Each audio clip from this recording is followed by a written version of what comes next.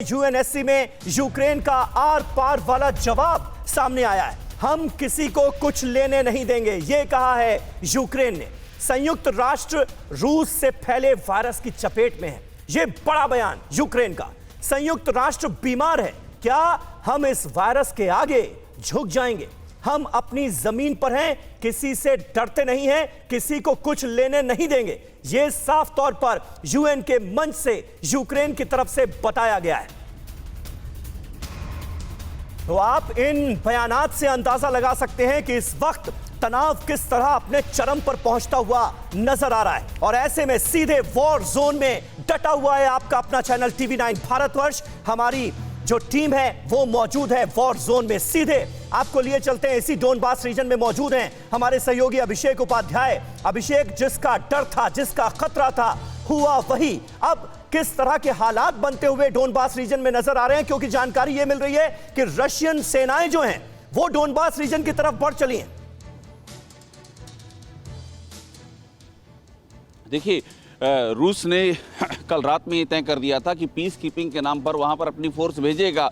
और अभी भी आज की तारीख में भी ये जो डोनबास का इलाका है, दोनेत्स्क और लुगांस्क का, वहां पर जो सरकार है वो सरकार रूस के समर्थन से ही नहीं है, बल्कि वहां पर रूस की मिलिट्री है, जो हमारी जानकारी है। और खास में वहां के नागरिकों को रूस ने कम 7 लाख पासपोर्ट बांटे हैं, वहाँ रूसी बोलने वाले लोग हैं। तो वो पूरी तरह से सिर्फ कहने को वो दो अलगाववादियों समर्थित दो अलग अलग इलाके थे, लेकिन वैसे भी वो रूस के कंट्रोल में थे।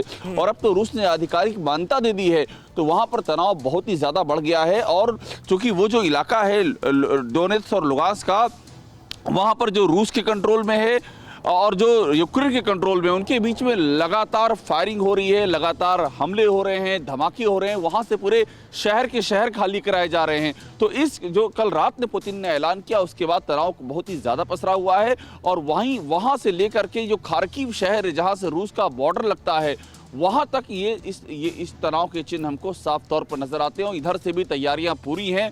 जो रूस का बॉर्डर है, वहां पर जो यूक्रेन की आर्मी है, उसके आपको जो उसका जो काफिला है वो आपको बड़ी संख्या में दिखेगा। वो आपको ट्रक्स दिख जाएंगे साजो सामान ले जाते हुए। तो तैयारी इधर से भी मुकम्मल है, पूरी है। तैयारी इधर से भी मुकम्मल है। एक छोटे से सवाल का जवाब और दे दीजिए अभिषेक, कि अब तो खतरा यूक्रेन को काफी ज्यादा बढ़ गया होगा, क्योंकि इस पूरे रीजन को जिस तरह से अलग देश घोषित किया गया है, जिस तरह से रशियन सेनाएं अब आधिकारिक तौर पर इस रीजन में अलगाववादी ताकतों की मदद के लिए इकट्ठा हो रही हैं, तो यूक्रेन के लिए तो खतरा बहुत बढ़ गया ना। देखिए, बिल्कुल कल रात से चीज़ें बहुत बदली हैं। यहाँ पर यूक्रेन उन जगहों को कहता था टेम्पोरेरी ऑक्युपाइड टेरिटरी, यानी कि यूक्रेन का ही हिस्सा, लेकिन उस पर कब्जा किया है। रात से स्थिति ये बदल गई कि रूस ने कह दिया कि इंडिपेंडेंट हैं वो। अगर वो इंडिपेंडेंट हैं, अगर वो यूक्रेन का हिस्सा नहीं है, तो रूस वहाँ आधिकारिक तौर पर जाएगा। और रूस ने जाना शुरू कर दिया है। तो जाहिर सी बात है कि जो झड़प चल रही थी, झड़प तो बहुत पहले छूट गई थी, जो एक तरह से लिमिटेड वार शुरू हो गया है डोनबास के इलाके में, रूस की ऑफिशियल मौजूदगी से उसकी शक्ल क्या होगी, सबसे अधिक आशंकाएं इसी को लेकर लगाई जा रही हैं। और चूंकि यूक्रेन की ओर से जो उनकी आर्मी है वो लगातार ये कह रही है कि वो लोग अटैक कर रहे हैं, अंदर घुस के अटैक कर रहे हैं। तो जब रूस वहां आधिकारिक तौर पर आ गया है, तो इस अटैक की शक्ल भी और ज्यादा ही अंदर तक हो सकती है। और जितना अंदर तक होगी यूक्रेन के, आप समझ लीजिए उतना ही रिटेलिएशन भी, इधर से रिटेलिएशन का खतरा और बढ़ेगा। अड़ी सोमवार से शुक्रवार शाम 6 बजे सिर्फ TV9 भारतवर्ष पर।